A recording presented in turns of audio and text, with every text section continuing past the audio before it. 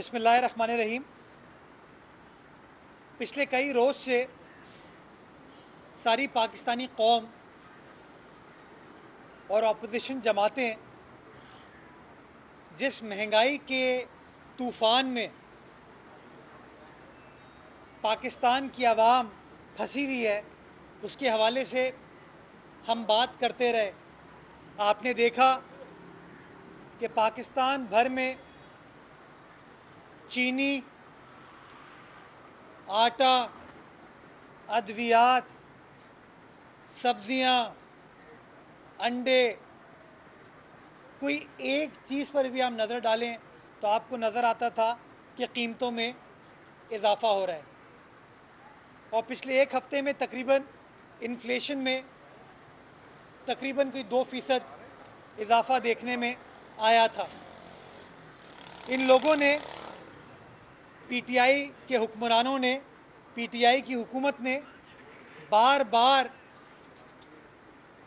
आपको कहने की कोशिश की, बताने की कोशिश की कि इस महंगाई की ज़िम्मेदारी अपोजिशन जमातों के ऊपर जाती है। उन्होंने आपको बताया कि माजी की हुकूमतें इस महंगाई की ज़िम्मेदार हैं। उन्होंने आपको बताने की कोशिश की कि महंगाई की ज़िम्मेदारी सिंध हुकूमत के ऊपर आयद होती है, लेकिन वक्त ने साबित किया कि इन्होंने खुद अपनी नाअहली को पिछले दिनों एक्सेप्ट किया। आप सब दोस्तों को पता है कि चीनी पाकिस्तान में पिछले दिनों नापैद हो गई थी। तकरीबन 160, 165, 170 रुपये किलो चीनी मिल रही थी। जब इनसे पूछा गया तो उन्होंने कहा जी इसकी ज़िम्मेदारी सिंध हुकूमत के ऊपर जाती है, जो कि उनका रूटीन का एक जवाब है। वो टेप चलती है इन लोगों की। अभी मैं कल देख रहा था फवाद चौधरी साहब का स्टेटमेंट कि अल्हम्दुलिल्लाह हमने चीनी के रेट पर काबू पा लिया है और अब चीनी 40-45 रुपये कम होकर 100 रुपये किलो पे है। और आप मीडिया के दोस्तों से गिला किया कि आप लोग ये अच्छी खबर नहीं दिखाते। मैं भी आपसे गिला करता हूँ कि आपको ये खबर दिखानी चाहिए थी और दिखाने के बाद पाकिस्तान की आवाम को बताना चाहिए था कि वफाकी हुकूमत ने साबित कर लिया कि जब आवाम का प्रेशर पड़ता है, ऑपोजिशन जमातों का प्रेशर पड़ता है, मीडिया का प्रेशर पड़ता है, तो कीमतों को ये कम कर सकते हैं। जिन लोगों ने 8-10 रोज़ तक, 12 रोज़ तक, 15 रोज़ तक अपनी एटीएम्स को 50 रुपये किलो, 40 रुपये किलो चीनी में पैसे कमाने का मौका दिया, उन्होंने कीमतें कम करके ये साबित कर दिया कि दर हकीकत उन शुगर मिलों पे कंट्रोल किसका है। उन्होंने साबित कर दिया कि डिमांड एंड सप्लाई का एक मसनूई गैप वफाकी हुकूमत ने क्रिएट किया था, जिसका खमियाजा आपने, मैंने, पाकिस्तान के मज़दूर ने, किसान ने, गरीब आदमी ने, मुतवस्सित तबके के आदमी ने उठाया। मैं फवाद चौधरी साहब से पूछना चाहूँगा, चौधरी साहब, सिर्फ ये कीमतें कम कर देना आपकी ज़िम्मेदारी नहीं है। जो ये अरबों रुपए का टीका पाकिस्तान की आवाम को चीनी के नए स्कैंडल में आपकी नाअहली की वजह से, आपकी कनाइवेंस की वजह से जो अरबों रुपए का टीका लगा है, इसका हर्जाना कौन भरेगा? ये पैसे पाकिस्तान की आवाम के जेबों से जो आपने और आपके साथियों ने निकाले हैं, इसका हिसाब आप लोगों को देना पड़ेगा। और मैं आपसे ये डिमांड करना चाहूँगा कि आपकी ज़िम्मेदारी ये मसनूई बहरान को कंट्रोल करके ख़त्म नहीं होती। आपकी ज़िम्मेदारी इस बात की है कि इस तरह के मसनूई बहरान इस मुल्क में जन्म ना लें। ये जो मसनूई बहरान आप लोग ख़ुद क्रिएट करते हैं, आपके साथी, आपके रुफ़का, आपके राइट लेफ़्ट खड़े होने वाले लोग करते हैं, क्योंकि इन तमाम स्कैंडल्स में अगर आप नज़र डालेंगे, चाहे वो चीनी हो, चाहे वो आटा हो, चाहे वो अद्वियात हो, चाहे वो गैस एलएनजी हो, पेट्रोलियम हो, कहीं ना कहीं आपके अपने लोग ही आपको नज़र आते हैं। दूसरी चीज़, तारीखी पैकेज देने की बात करने वालों ने पैकेज का ऐलान करके 8-8 रुपए, 10-10 रुपए, एक महीने में 15-16 रुपए पेट्रोल की कीमतों में इजाफा किया। जब आप दोस्तों ने सवाल पूछा, जब हमने सवाल पूछा तो कहा गया कि दुनिया भर में तेल की कीमतों में इतना इजाफा हुआ है कि हमारे पास कोई और चारा नहीं था पेट्रोल की कीमतों में इजाफा करने के अलावा। तो मैं यहाँ एक बार फिर सवाल पूछना चाहूँगा कि दुनिया भर में जो कीमतों में इजाफा हुआ था और $86 पर बैरल तक क्रूड ऑयल की कीमत गई थी, वो तो गिर के पिछले दिनों 80 रुपए पे आ गई थी, पिछले दिनों $80 पे आ गई थी। और आज इस वक्त अभी 5 मिनट पहले जब मैंने चेक किया तो $81-82 पे है। तो $86 से कम होके वो 5-6% कम होके इस वक्त वो $80-81 पे है। तो जब बैनुल अक़वामी कीमतों की वजह से आप यहाँ की लोकल पेट्रोल की कीमतों में, डीजल की कीमतों में इजाफा करते हैं, तो अब जब कीमतें कम हुई हुई हैं तो क्यों पाकिस्तान में पेट्रोल डीजल की कीमतों में कमी नहीं लाई जाती? क्यों पाकिस्तान की आवाम को रिलीफ नहीं दी जाती? इस मुश्किल वक्त में, इन हालात में, अगर आप वो जो 5% भी बैनुल अक़वामी मार्केट में कमी आई है, अगर वो 5% की भी रिलीफ देंगे आप गरीब आदमी को, तो 150 रुपये पे 5% का मतलब है 7.5 रुपये पर लीटर कमी आती है। एक गरीब आदमी का, मुतवस्सित तबके का, मजदूर का, किसान का, एक आम आदमी का उसमें भला होगा। ज़रा एहसास पैदा कीजिए अपने कामों में, ऐलानात में नहीं, अपने काम में, अपने वादों में नहीं, अपने वादों की तकमील में एहसास पैदा कीजिए। तीसरी चीज़, मैं देख रहा हूँ कि जो आग लगने के वाक़यात, 2 वाक़यात पिछले 48 घंटों में हुए हैं, जिसमें कोई जानी नुकसान नहीं हुआ।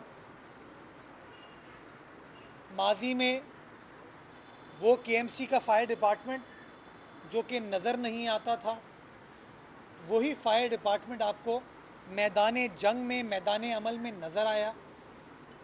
और उसी फायर डिपार्टमेंट के बहादुर जवानों ने, एहलकारों ने, अफसरान ने कोऑपरेटिव मार्केट की ना सिर्फ आग बुझाई, बल्कि ये मेक श्योर किया कि उसके अतराफ़ की जो इमारतें हैं, उसकी जो अतराफ़ की बिल्डिंग्स हैं, वहाँ तक वो आग ना फैले। ये हकीकत है कि कोई जानी नुकसान नहीं हुआ, माली नुकसान लोगों का हुआ है। बजाय इसके कि वो आपके फायर डिपार्टमेंट के एहलकार जो कि इस मुश्किल वक्त में आपके साथ खड़े हुए अपनी ज़िम्मेदारी का मुजाहरा किया, बजाय इसके आप उनकी तारीफ़ करें, बुग़्ज़ मुर्तज़ा में, बुग़्ज़ पीपल्स पार्टी में, बुग़्ज़ सिंध हुकूमत में आप उन बहादुर जवानों की, उन बहादुर एहलकारों की हौसला शिकनी कर रहे हैं इस तरह की बातें करके। मैं खिराज तहसीन पेश करना चाहूँगा और शुक्रिया अदा करना चाहूँगा उन तमाम फायर डिपार्टमेंट के एहलकारों का, उन जवानों का, हमारी साउथ की जो एडमिनिस्ट्रेशन है उसका, केएमसी की बाकी टीम का, वाटर बोर्ड की टीम का, हमारे रेंजर्स का, पुलिस वालों का, जिन्होंने अपनी जिम्मेदारी का मुजाहरा करते हुए बड़े नुकसान से, और बड़ा नुकसान हो सकता था ये, उससे बचाया। चूँकि जिन लोगों का काम बात करना है, तनकीद करना है, वो बात करते रहेंगे, लेकिन मैं, क्योंकि इसकी बाज़गश्त कल कौमी असम्बली में मैंने सुनी, मैं बताना चाहता हूँ कि आग लगी, जैसे ही केएमसी को इंटीमेट हुआ, अगले 10 मिनटों में एम्प्रेस मार्केट फायर स्टेशन से जो वहाँ पर 2 फायर टेंडर्स मौजूद थे वो आए और उन्होंने आग बुझाने का प्रोसेस की इब्तिदा की। नेचुरली वो अपने साथ इजाफी पानी लेकर नहीं आएंगे, जितना फायर टेंडर में पानी होगा उतना ही पानी आएगा। जब मौके पर पहुँचे तो अंदाज़ा हुआ कि आग और बड़े लेवल की है, तो और जगहों से फायर टेंडर्स को बुलाना पड़ा। वो तमाम फायर टेंडर्स आए, वहाँ मौजूद थे, उन्होंने ऑपरेशन में हिस्सा लिया और जो पानी की कमी थी वो कमी को पूरा करने के वाटर बाउजर्स वाटर बोर्ड के वहाँ पर खड़े किए गए और इस तमाम काम की निगरानी जहाँ केएमसी कर रही थी, ज़िले इंतज़ामिया कर रही थी, मैं ख़ुद मौके पर मौजूद था। मैं ख़ुद वहाँ पर तकरीबन कोई 7 सवा 7 बजे के करीब आया हूँ और 3 साढ़े 3 घंटे 4 घंटे तक मौजूद रहा। तस्वीर खिंचवा के मीडिया से बात करके मैं गया नहीं, मैं वहाँ पर मौजूद रहा जब तक सिचुएशन अंडर कंट्रोल नहीं हुई। मैं वहाँ पर मौजूद रहा, बाकियों की तरह नहीं कि कहीं आए, मीडिया टॉक की, तस्वीर खिंचाई, चले गए, लोगों को वरगलाया, चले गए, या आए अपनी तस्वीरें खिंचवाई, चले गए। मैं ख़ुद वहाँ पर मौजूद रहा क्योंकि मैं केएमसी की टीम को, इंतज़ामिया को ये बताना चाहता था कि अवाम भी आपके साथ खड़ी है और हुक्मरान और हुकूमत भी आपके साथ खड़ी है। तो खुदारा अफरादी बुग़्ज़ में, ज़ाती बुग़्ज़ में, ज़ाती रंजिशों की वजह से जो सरकारी अफसरान एहलकार बहादुरी का, जर्रत का मुज़ाहरा करते हुए अपनी ज़िम्मेदारी को ऐसन अंदाज से सरअंजाम देते हैं, मैं समझता हूँ अगर उनकी तारीफ़ नहीं कर सकते तो बेजा तनकीद ना करें। लेकिन मैं उनका शुक्रगुज़ार हूँ कि उन सब ने बहुत अच्छे अंदाज से काम किया और मैं उनको अप्रिशिएट करना चाहूँगा। आखिरी चीज़, बहुत सारे हमारे सूबे में जो वफाकी अफसरान काम करते हैं उनको हमारी मशावरत के बग़ैर वापस बुला लिया जाता है। वफाकी हुकूमत उन वफाकी अफसरान को वज़ीर आला से या सिंध हुकूमत से पूछे बग़ैर उनको वापस बुला लेती है, जिसकी वजह से नेचुरली जो हुकूमत काम कर रही है वो काम मुतासिर होता है। यानी कि अगर किसी को डीसी लगाया हुआ है, किसी को एसपी लगाया हुआ है, किसी को कमिश्नर लगाया हुआ है, किसी को चेयरमैन पीएनडी लगाया हुआ है, वो सब के सब अपना काम कर रहे हैं, कोई स्ट्रैटेजी किसी मंसूबे के तहत काम कर रहे हैं। अगर ऑल ऑफ अ सडन मशावरत के बग़ैर आप उनको बुला लेंगे तो वो जो पब्लिक वेलफेयर का काम है, जो सरकारी काम है, वो असरअंदाज होता है, वो मुतासर होता है। और इसलिए सिंध हुकूमत इन यकतरफ़ा फ़ैसलों के ख़िलाफ़ बात करती है। और जब हम बात करते हैं तो ये वफाकी हुकूमत के तर्जुमान और कुछ जो यहाँ पे प्रेस कॉन्फ्रेंस के शौकीन पीटीआई के लीडरान हैं वो कहते हैं भाई वफाकी हुकूमत के अफसर हैं, मुराद अली शाह से क्यों पूछें, सिंध हुकूमत से क्यों पूछें, वफाकी अफसर हैं, वफाक ने बुला लिए। मुराद अली शाह साहब, जो चीज़ होगी कानून के मुताबिक होगी और कानून वफाकी अफसर के लिए कंट्रोल देता है वफाकी हुकूमत को। मैं उन तमाम प्रेस कॉन्फ्रेंस के शहदाइयों को बताना चाहूँगा, पहले तोलो फिर बोलो, पहले पढ़ लिया करो, चेक कर लिया करो। कभी हुकूमत तुमने चलाई नहीं, कभी कागजात तुमने पढ़े नहीं, पता तुमको है नहीं, बस बयानबाजी की खातिर ब्यूरोक्रेसी को भी पॉलिटिसाइज करते हैं आप लोग। मैं आप तमाम दोस्तों को ये वफाक का कानून दिखाना चाहूँगा। वफाक का कानून है, ये सिंध का कानून नहीं है। और वफाक के कानून का नाम है civil service of Pakistan composition and cadre rules 1954। ये फेडरल गवर्नमेंट के रूल्स हैं जो कि फेडरल गवर्नमेंट के अफसरान, फेडरल गवर्नमेंट वफाकी अफसरान के हवाले से चीज़ों को कंट्रोल करते हैं। इस कानून की शिक नंबर 15 कहती है, मैं पढ़ देता हूँ आप तमाम दोस्तों के लिए। The transfer of an officer belonging to the service from the province to another और from the federation to a province और from a province to the federation shall be made by the federal government in consultation with the provincial government, यानी कि किसी भी वफाकी अफसर के transfer का फ़ैसला चाहे वफाक से सूबे को, सूबे से वफाक को या एक सूबे से दूसरे सूबे को, वफाकी हुकूमत सूबे की मशावरत के बाद करेगी। ये जो पुलिस अफसरान हैं या डीएमजी अफसरान हैं, इनके ट्रांसफ़र करने से पहले वफाकी हुकूमत ने ना वज़ीर आला सिंध से ना हुकूमत सिंध से किसी तरह की भी मशावरत की, और ये अपने कानून की खिलाफ वर्जी कर रहे हैं। चूँकि पढ़ने लिखने पर बिलीव नहीं करते, इसलिए मैंने कानून आपको दिखा दिया और आपको पढ़ के सुना दिया कि इस कानून के तहत इनको चलना चाहिए अगर पीटीआई वाले कानून की हुक्मरानी में बिलीव करते हैं, अगर रूल ऑफ लॉ में बिलीव करते हैं। लेकिन बदकिस्मती के साथ ये रूल ऑफ पीटीआई पर बिलीव करते हैं, रूल ऑफ लॉ पर ये लोग बिलीव नहीं करते, रूल ऑफ पीटीआई पर बिलीव करते हैं। जो चीज़ पीटीआई के सियासी मकासद को सर्व करेगी उसको ये फॉलो करेंगे, जो पीटीआई के सियासी मकासद को सर्व नहीं करती उसको ये लोग फॉलो नहीं करते। बहुत शुक्रिया। ये बारी बारी कर, आपने रूल ऑफ लॉ की बात की। आज जब आप यहाँ खड़े थे तो कुछ सुप्रीम कोर्ट में या इस्लामाबाद हाई कोर्ट में भी कुछ हो रहा था, वहाँ पर एक जज के हल्फिया बयान की खबर के बाद एक मीडिया हाउसेस को तौहीन अदालत का नोटिस भी जारी हुए। पिछले अखबार में भी कुछ टेप्स सामने आई थी, कुछ अहकाम सामने आए थे, क्या कहेंगे आप?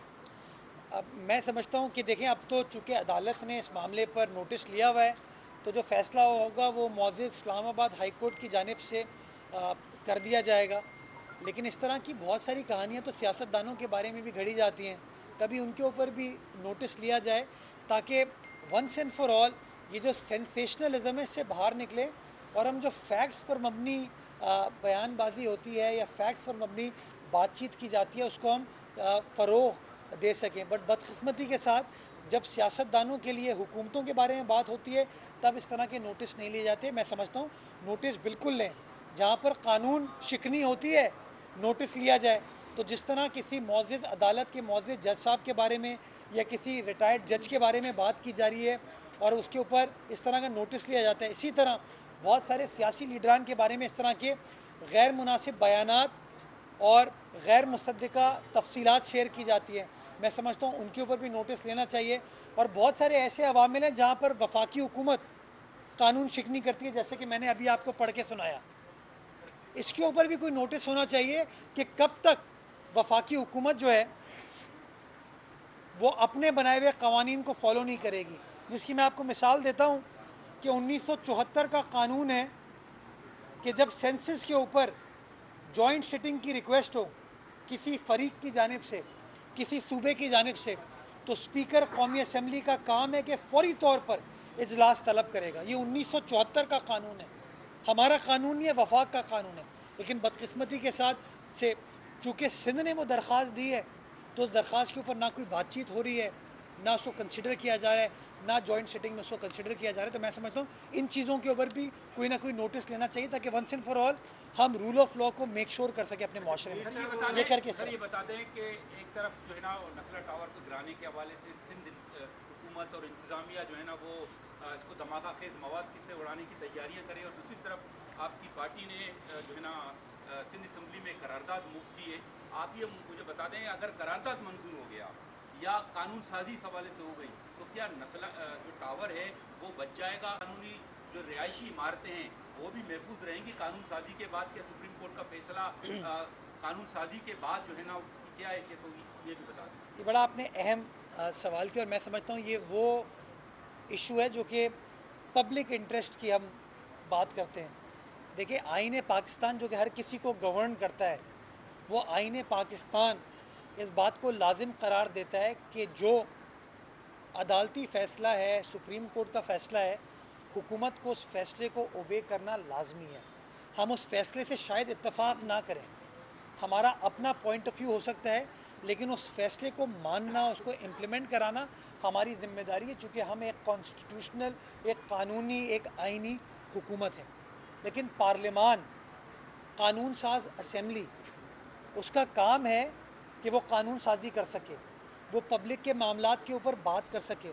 और अगर असेंबली का फोरम पब्लिक इश्यूज़ की निशानदही नहीं करेगा तो फिर वो निशानदही कौन करेगा? इनका बुनियादी काम, जो पब्लिक रिप्रेजेंटेटिव्स हैं, उनका काम ही है कि अवामी इश्यूज़ के ऊपर पॉलिसी बनाई जाए, कानून साजी की जाए, रूल्स बनाए जाए। तो एक ऐसा इशू जो कि कराची में आप सिर्फ नस्ला की बात ना करें, नस्ला टावर के अलावा बहुत सारे और जगह हैं, गुज्जर, महमूदाबाद, औरंगी नाला है, आप अंदरूने सिंध जाएँ, हैदराबाद, लाड़काना, सक्खर, वहाँ पर इस तरह की चीज़ें हैं। तो कहीं ना कहीं हमें फ़ैसला करने की ज़रूरत है। और ये फ़ैसला हुआ था जब पिछले साल बारिशें हुई थी कि जो जो इस तरह की तामीरात वाटर फ़्लो को मुतासर करती हैं, यानी कि पानी के फ़्लो को मुतासर करती हैं, उसके हवाले से हमें कोई ना कोई सख्त फ़ैसले करने की ज़रूरत है। तो वो सख्त फ़ैसले हुए और आपने देखा कि बहुत सारी गैर कानूनी तामीरात को मुनहदम किया गया। लेकिन अब क्वेश्चन ये है कि जहाँ पर पानी के फ़्लो को मुतासर नहीं कर रही, जहाँ पर किसी गैर कानूनी फ़ैसले की वजह से किसी सरकारी अफसर ने गलत फ़ैसला किया, लापरवाही का मुजाहरा किया, किसी एक आम आदमी ने, किसी शहरी ने उस सरकारी कागज़ का भरोसा करते हुए अपनी जमा पूंजी से वो दुकान, वो घर, वो फ्लैट ख़रीद लिया, तो क्या आज 10 साल बाद, 5 साल बाद, 20 साल बाद उससे उसकी छत छीन ली जाए? ये एक पब्लिक इशू बनता है, एक आम आदमी का इशू बनता है, और इसके ऊपर कोई ना कोई क्लैरिटी के साथ पॉलिसी आने की ज़रूरत है। और इसलिए आज पाकिस्तान पीपल्स पार्टी से ताल्लुक़ रखने वाले कुछ MPs हैं, चूँकि हमारा ताल्लुक़ आवाम से है, उन MPs ने उस अवामी इशू की निशानदही करते हुए असेंबली का फोरम इस्तेमाल किया है और एक करारदाद पेश की है। अब देखें कि उस करारदाद के ऊपर PTI क्या बात करती है, उसके ऊपर MQM क्या बात करती है, जमात इस्लामी क्या बात करती है, GDA क्या बात करती है और हुकूमत क्या बात करती है। एक बार वो करारदाद पे डिस्कशन इस वक्त चल रहा है, वो करारदाद का फ़ैसला हो जाए कि वो क्या असेंबली अपना पॉइंट ऑफ व्यू कन्वे करती है इस हवाले से, उसके बाद हम आगे बढ़ पाएंगे। लेकिन मैं समझता हूँ कि अगर अवामी फोरम्स को अवामी मसाइल के हवाले से डिस्कशन के लिए इस्तेमाल किया जाता है, ये तो एक अच्छी रवायत है। कानून के दायरे में रहते हुए, एहतराम के दायरे में रहते हुए किसी के ख़िलाफ़ बात नहीं करनी है, आवाम के फेवर में बात करनी है। और अगर कोई ऐसा सलूशन निकलता है जिसके तहत जिन अफसरान ने, जिन एहलकारों ने वो गलत काम किया था, उनके ख़िलाफ़ कार्रवाई होनी चाहिए। जो इमारतें, जो घर पानी के फ़्लो को मुतासर नहीं करते, उसके ऊपर अगर कोई सलूशन ये मुअज़्ज़ज़ ऐवान, अवामी नुमाइंदे निकाल सकते हैं, तो मैं समझता हूँ ये आवाम की एक अच्छी तर्जुमानी होगी और इसके अंदर पीपल्स पार्टी अपना किरदार अदा कर रही है। कोऑपरेटिव मार्केट के हवाले से अली मादल शेख ने खदशात अदा किया कि कहीं शायद आग लगाई गई, कि इसका जाविये से एक करते भी तहकीकात कर रहे हैं कि ये मुमकिन है। इसके साथ मैं बड़ा इंपॉर्टेंट सवाल है ये, मैं नहीं कह रहा हूँ, ये हलीम आदिल शेख साहब कह रहे हैं, जेम्स बॉन्ड ऑफ PTI। अभी कोई तहकीकात कंप्लीट नहीं हुई, कोई तफ्तीश मुकम्मल नहीं हुई, लेकिन जेम्स बॉन्ड ने आके कह दिया कि ये खदशा है कि आग लगाई गई। अब मैं एक सवाल पूछना चाहूँगा, पिछले 48 घंटों में आप तनकीद तो मेरे ऊपर कर रहे हैं, सिंध हुकूमत के ऊपर कर रहे हैं, और कौन कर रहा है? PTI कर रही है या MKM कर रही है। तो आग लगाने का फ़ायदा किसको हुआ है? इसका फ़ैसला भी जेम्स बॉन्ड अगर कर लेगा तो ज़्यादा बेहतर होगा। मैं तो ये समझता हूँ कि मेरा काम या KMC का काम या सिंध हुकूमत का काम इस तरह के स्वीपिंग स्टेटमेंट्स पास करना नहीं है। हमारा काम था ऑन ग्राउंड खड़े होकर लोगों के मसाइल को हल करना। मुझे हलीम आदिल शेख उस दिन कोऑपरेटिव मार्केट में नज़र नहीं आए थे। हर जगह पहुँच जाते हैं वो, लेकिन वो वहाँ पर नज़र नहीं है, क्योंकि वहाँ अगर वो आते तो शायद थोड़ा काम करना पड़ता, तो वो तो नहीं आए। लेकिन हाँ, अल्हम्दुलिल्लाह हम और हमारे जो रफ़क़ा हैं, हमारे जो अफसरान हैं, हमारी हुकूमत के जो एहलकार हैं, वो वहाँ पर मौजूद थे। क्यों? क्योंकि हमारा फ़र्ज़ था ये काम करना। उनका शायद फ़र्ज़ बातें करना है और इल्ज़ामात लगाने हैं। जी तनकीद का बेहतरीन जवाब कारकर्दगी होता है। अब आपकी कारकर्दगी हम सबके सामने भी आ रही है। कराची में सर्दियों का मौसम शुरू हो चुका है, आग लगने के तवातुर के साथ वाक़यात होते हैं, हमने माजी में भी देखा है। As a administrator Karachi fire brigade के महकमे को मज़ीद फ़ाल बनाने के लिए आपके जहन में क्या तजावीज़ हैं, क्या करने जा रहे हैं? पहला सवाल कि आपको किन चीज़ों की ज़रूरत है? मज़ीद 52 फायर टेंडर्स भी आपको लिए जा चुके हैं।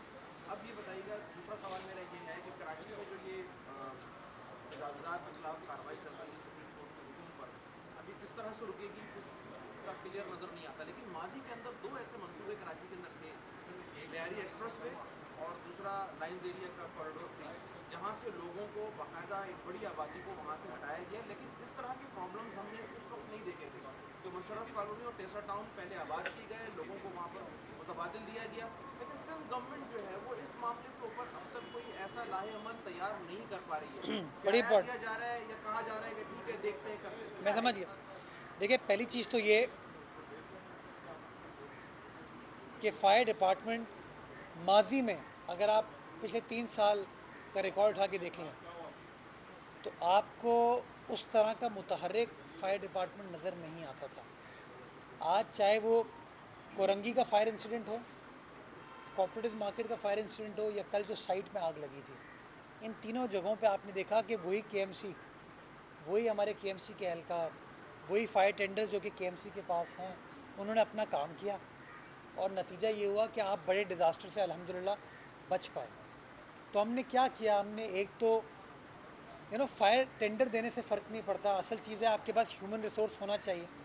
तो जब मैं आया एज एडमिनिस्ट्रेटर तो पहली चीज़ मुझे पता चली कि आपके पास फायर टेंडर्स के जो ड्राइवर्स थे वो रिटायर हो चुके हैं, आपके पास इस वक्त शॉर्टेज है एहलकारों की। तो पहला काम हमने ये किया, मेक श्योर किया कि हमने कॉन्ट्रैक्ट पे वो जो पुराने हमारे ड्राइवर्स थे उनको वापस रीअपॉइंट किया, जिनकी मेडिकल हेल्थ इजाज़त देती थी कि वो ये जिम्मेदारी निभा सकें, उनको हमने अपॉइंट किया और आज वो अल्हम्दुलिल्लाह काम करें। नतीजा ये हुआ कि आपको फायर टेंडर्स मूव करते हुए नज़र आए, ये एक अच्छी चीज़ है। तो इस तरह की और चीज़ें आपको अपने ह्यूमन रिसोर्स को बेहतर बनाने के लिए करने की ज़रूरत है। लेकिन सबसे इम्पॉर्टेंट चीज़ आतिफ ये है कि जो लोग आपका असासा हैं, जो लोग अपनी जानें आपके लिए पेश करते हैं, जब तक आप उनकी इज़्ज़त व एहतराम नहीं करेंगे ना, उनको अप्रिशिएट नहीं करेंगे, तो लेट डाउन फील करेंगे।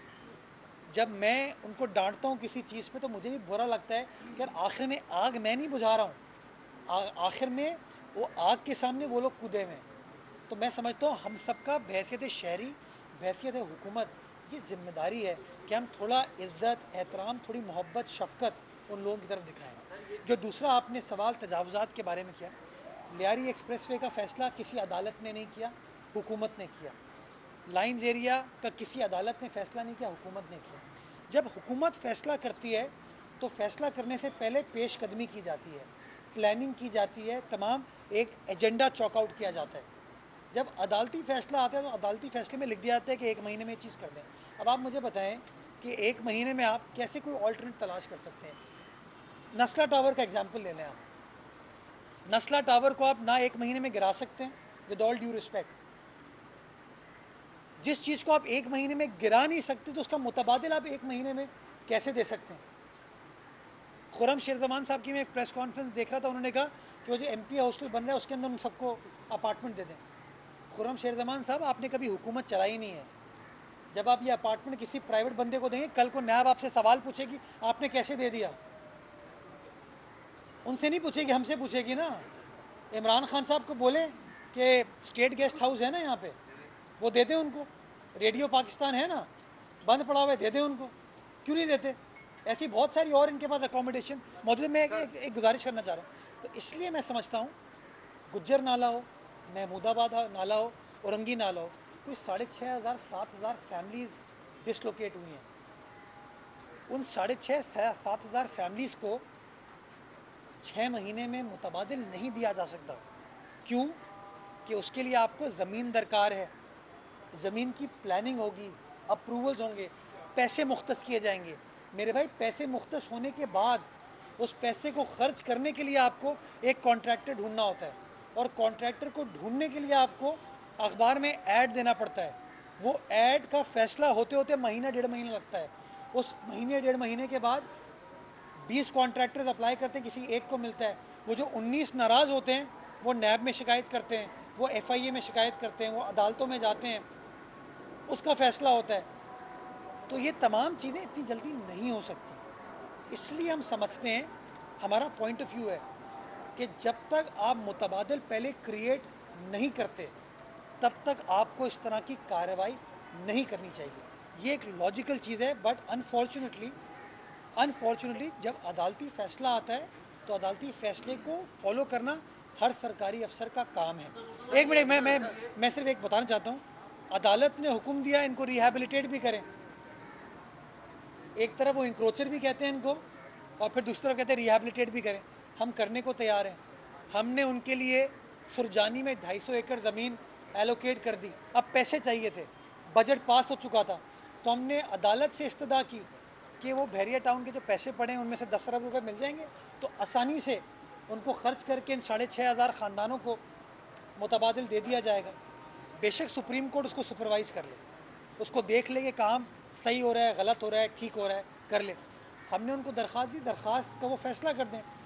चीफ जस्टिस साहब ने कहा नहीं, आप अपने बजट में से कोई चीज़ निकालें। वज़ीर आला सिंध ने अदालत में बयान दिया, स्टेटमेंट दिया कि 1 अरब रुपए मैं फौरी तौर पर मंजूर कराता हूँ। वो मंजूर हो गए और बाकी 9 अरब रुपए में स्टैगर करके पैसे अरेंज करके उस कंस्ट्रक्शन का काम करूँगा। तो ये सारा काम जो है महीना, 1.5 महीना, 2 महीने, 3 महीने में नहीं हो सकता। इसमें टाइम लगेगा, और जब टाइम लगेगा तो लोग तनकीद जो है, वो जो हमारे गुज्जर नाले पे भाई बहन बसते हैं, वो तनकीद हमारे ऊपर करते हैं कि जी आपने हमको मुतबादिल नहीं दिया। तो मैंने ये सारे हक़ाइक़ आपके सामने रखे। हम तैयार हैं, कोई दूसरी राय नहीं है यार कि उनको मुतबादिल मिलना चाहिए, बट मुझे बताइए वो मुतबादिल फौरी तौर पर कैसे मिल सकता है। अगर आपके पास इसका कोई सोल्यूशन है तो आप हुकूमत को इन राइटिंग तजवीज़ दे दें, मैं चीफ मिनिस्टर साहब के साथ टेकअप कर लूँगा। आपने जिक्र किया अभी कि अफसरान को सिंध से जो है वफाक बगैर सिंध की हुकूमत से मशावरत किए बगैर उनको बुला लेता है। अपोजिशन लीडर ने एक प्रेस कॉन्फ्रेंस में ये भी कहा था कि अभी मजीद अफसरान को जो है सिंध से वफाक जो है वो गवर्नमेंट ट्रांसफ़र किया जाएगा। ऐसे में सिंध हुकूमत की क्या हिम्मत अमली है? क्या सिंध हुकूमत की वफाक से कोई बातचीत हुई है? क्या सिंध हुकूमत ने अफसरान को काम जारी रखने का अभी तक कहा है? क्या सिंध हुकूमत ने कहा है कि अभी तक जो नहीं जाए, अभी अपना काम जारी रखें, वफाक से हमने बातचीत हुई? अच्छा, इसका मतलब है कि वफाकी हुकूमत की भागदौड़ अपोजिशन लीडर साहब चला रहे हैं। इस वक्त अपोजिशन लीडर अलग शख्सियत है, वफाकी हुकूमत अलग है। मैं समझता हूँ उसके ऊपर मुनासिब ये होगा कि आप वफाकी हुकूमत से पॉइंट ऑफ व्यू लें। मैंने तो आपके सामने कानून पेश कर दिया, वो कानून जो कि वफाक का कानून है, जो कानून पाबंद करता है वफाकी हुकूमत को कि अगर आपको किसी अफसर को जो कि सूबे में तैनात है, अगर आपको उस अफसर को ट्रांसफ़र करना है, उसको वापस बुलाना है, तो आप सूबे की मशावरत के बगैर ये काम नहीं कर सकते। तो मैं समझता हूँ जिस तरह कानून का अतलाक़ सूबा सिंध में होता है, उसी तरीके से उन कवानीन का अतलाक़ वफाक में भी होना चाहिए। तो वफाकी हुकूमत को बराए मेहरबानी अपने कानून को फ़ॉलो करना चाहिए। अगर वो समझते हैं कि उनको किसी अफसर को बुलाने की ज़रूरत है तो वो मशावरत स्टार्ट कर दें सूबाई हुकूमत के साथ। जहाँ तक इन अफसरान का ताल्लुक़ है, सूबाई हुकूमत ने इन अफसरान को काम करने का कहा है और वफाकी हुकूमत को हमने ख़त लिखा है कि इस कानून 1954 के कानून के मुताबिक आप किसी अफसर को हमारी मशावरत के बगैर नहीं बुला सकते। तो बराए मेहरबानी हमसे कंसल्टेशन कर लें। और चूँकि गवर्नमेंट का वर्ड यूज़ हुआ है, जुमेरात की काबीना के इजलास में काबीना से भी फ़ैसला कराएंगे, लेकिन जब तक मशावरत नहीं होती, मशावरत के बगैर आप हमसे कोई अफसर बुला नहीं सकते। ये कर बारी बात। आपके पुराने सियासी दोस्त जो MQM है वो कल EVM बिल की हिमायत करने के लिए जा रही है। एक जानब वो कहते हैं हमारे साथ इलेक्शन में धांधली हुई है, और पीपल्स पार्टी का क्या स्टांस है? क्या वो भी EVM बिल की हिमायत करेगी? MQM की मंतक तो आप MQM से ही पूछ सकते हैं, क्योंकि आप सबको पता है कि उनकी प्रायोरिटीज़ क्या हैं। PTI बुरी थी, लेकिन वज़ीर आज़म PTI का MQM सपोर्ट करती है। PTI कराची के लिए कुछ नहीं करी। कल भी मैंने मेयर साबका मेयर का एक स्टेटमेंट देखा, अखबार में छपा, जहाँ उन्होंने वफाकी हुकूमत के ख़िलाफ़ बात की PTI हुकूमत के। तो कराची के लिए वफाकी हुकूमत PTI की हुकूमत काम नहीं करी, लेकिन हाँ उस PTI की वफाकी हुकूमत के साथ बैठे हैं। तो मैं समझता हूँ कि सवाल का बेहतर जवाब आपको मुत्तहदा कौमी मूवमेंट के MKM पाकिस्तान के दोस्तों से मिल सकता है, बट मैं उनको याद दिलाना चाहूँगा कि आपको याद होगा कि 2011-12 में जब वो हमारे इत्तेहादी थे तो 3 रुपये पेट्रोल की कीमत में इजाफा हुआ था, तो उन्होंने हुकूमत से किनारा कशी इख्तियार कर ली थी और अपने गवर्नर को लंदन बुला लिया था, आपको याद होगा। अब तो पेट्रोल की कीमतों में हर 15 रोज़ बाद 2 रुपये 3 रुपये 30 पैसे नहीं हो रहा इजाफा, 8 रुपये 6 रुपये 10 रुपये इजाफा होता है। लेकिन अब ये लोग इस तरह की बात करते हुए नज़र नहीं आते। तो क्या ये दोहरा मयार है या नहीं है, इसका जवाब आपको MKM के दोस्त दे सकते हैं कि वो क्या समझते हैं। ये करके जस्टिस गिलगित बल्तिस्तान जो है राना शमीम साहब, उनके बारे में ये भी इल्ज़ाम है कि वो शहीद लॉ यूनिवर्सिटी के प्रिंसिपल हैं और पीपल्स पार्टी ने उन्हें प्लांट किया, PTI इल्ज़ाम लगा। अच्छा, ये इल्ज़ाम नहीं है उनके पास, ये तो हकीकत है कि वो ज़ैबुल के वाइस चांसलर हैं। ये तो हकीकत है कि वो वाइस चांसलर हैं। लेकिन यार यूनिवर्सिटी कोई हुकूमत नहीं चलाती है, वो पीपल्स पार्टी सियासी जमात नहीं चलाती है। वो यूनिवर्सिटी तो उसका कानून के तहत उसका बोर्ड, उसकी इंतज़ामिया चलाती है। अब राना शमीम साहब ने जो बात की है वो अपनी ज़ाती कैपेसिटी में बात की है, वो ज़ैबुल के बिहाफ पे या सिंध हुकूमत के बिहाफ पर उन्होंने बात नहीं की। तो ज़्यादा बेहतर होगा कि साकिब निसार साहब और राना शमीम की लड़ाई में आप हमें ना धकेलें। बेहतर चीज़ ये है आप राना साहब से पूछ लें या साकिब निसार साहब से पूछ लें। मैं तो माजी में भी कहता था कि बयानबाजी और इंटरफेरेंस और ओवर रीच गलत है, मैं आज भी कहता हूँ गलत है और मैं कल भी कहूँगा ये गलत है। जो चीज़ें हों वो कानून के मुताबिक होनी चाहिए, ट्रांसपेरेंटली और फेयरली होनी चाहिए, ताकि किसी का कोई ग्रेवेंस उससे ना हो। लास्ट क्वेश्चन है सर, आप एडमिनिस्ट्रेटर कराची हैं, आज भी जो सारी बुराई का मंबा है SBC है, आज भी बड़े धड़ल्ले से तमाम कराची के अंदर इंक्रोचमेंट हो रही है, इलीगल एक्टिविटीज़ हो रही है, इसके बारे में आप क्या कहेंगे? जहाँ जहाँ इंक्रोचमेंट होती है उसके ख़िलाफ़ कार्रवाई होनी चाहिए और कार्रवाई होती भी है। कहीं पर वो कार्रवाई सक्सेसफुल होती है, कहीं पर वो कार्रवाई सक्सेसफुल नहीं हो पाती।